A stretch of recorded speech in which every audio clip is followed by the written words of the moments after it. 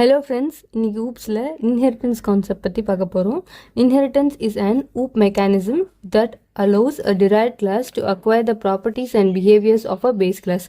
அதாவது இப்போது 2 கிளாஸ் இருக்குது, ஒன்று பேஸ் கிளாஸாக இருக்குது, அதுக்கு கீழே டிரைவ்ட் கிளாஸ் ஒன்று இருக்குன்னு வச்சுக்கோங்களேன். அந்த பேஸ் கிளாஸில் இருக்க எல்லா ப்ராப்பர்ட்டிஸுமே நம்மளோட டிரைவ்ட் கிளாஸில் இருக்கும். அதை தான் நம்ம என்ன சொல்கிறோன்னா இன்ஹெரிட்டன்ஸ் அப்படின்னு சொல்கிறோம். Next, it promotes code reusability and establishes and is a relationship between classes.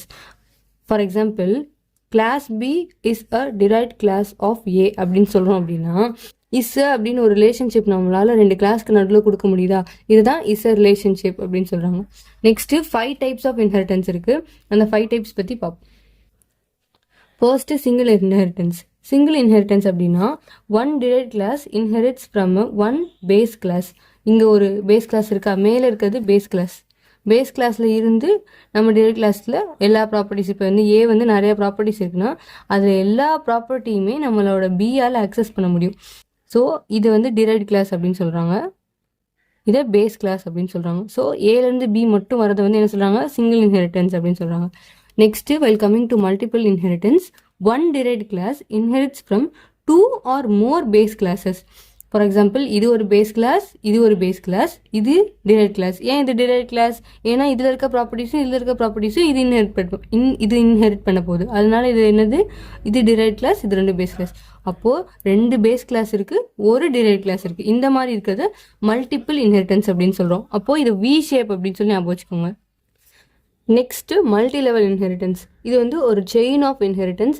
ஏலேருந்து A base கிளாஸாக இருக்குது, அதுக்கு கீழே டிரைவ்ட் கிளாஸாக இருக்குது. இந்த பி இந்த சிக்கு பேஸ் கிளாஸாக ஆக்ட் பண்ணும். ஏபிசி இப்படி போதா, இந்த மாதிரி chain of inheritance multi level அப்படின்னு சொல்லுவோம். Next hierarchical inheritance. Hierarchical inheritance அப்படின்னா multiple derived class inherit from one base class. இப்போ பாருங்கள், ஏ கிட்ட இருக்க எல்லாத்தையுமே பிசிடி 3 பேராலையும் யூஸ் பண்ண முடியும். அப்போது பிசிடி 3மே என்னது, டிரைவ்ட் கிளாஸ். ஏ மட்டும் பேஸ் கிளாஸ். இப்படி இருக்கிறது என்ன சொல்லுவாங்கன்னா ஹைரார்கியல் இன்ஹெரிட்டன்ஸ் அப்படின்னு சொல்லுவாங்க. நெக்ஸ்ட்டு ஹைப்ரிட் இன்ஹெரிட்டன்ஸ் அப்படின்னா combination of 2 or more types of inheritance. அதாவது ஒன்று இல்லைன்னா அதுக்கு மேலே இருக்க டைப்ஸ், மல்டி லெவலும் ஹைரார்கியலும் சேர்ந்துருக்கிறது, இல்லைனா சிங்கிள் இல்லைனா மல்டிபிள் அண்ட் மல்டி லெவல் சேர்ந்துருக்கு. இந்த மாதிரி இருக்கிறது ஹைப்ரிட் லெவல் ஆஃப் இன்ஹெரிட்டன்ஸ் அப்படின்னு சொல்லுவோம். தேங்க்யூ.